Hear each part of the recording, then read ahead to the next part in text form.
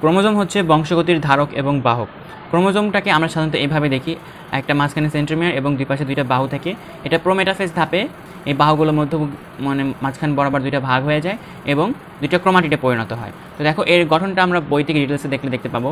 এই প্রত্যেকটা বাহু কীভাবে তৈরি হয়, এই ডিএনএগুলো একদম মানে ঘনভাবে কুঞ্চিত হয়ে ভাঁজ হয়ে এটা তৈরি হয়। এবং যে অঞ্চলে সবচেয়ে বেশি কুঞ্চন বা ভাঁজ দেখা যাচ্ছে সেটা হচ্ছে মুখ্যকুঞ্চন, এবং যেখানে কম দেখা যাচ্ছে সেটা হচ্ছে কি গৌণকুঞ্চন। এই গৌণকুঞ্চনের এখানে দেখো গোল একটা অংশ আছে, এটাকে বলা হয় স্যাটেলাইট। এটা নিউক্লিওলাসের সাথে সংযুক্ত থাকে। এবং সেন্ট্রোমিয়ারের এখানে একটা অংশ থাকে, সেটা হচ্ছে কাইনেটোকোর। এর মোটর প্রোটিনের সাথে কি যুক্ত হয়, আমাদের স্পিন্ডল ফাইবার যুক্ত হয়। এবং এই ক্রোমোজোমের চারপাশে একটা পেডিকল নামক আবরণ ধারণা করা হয় আছে।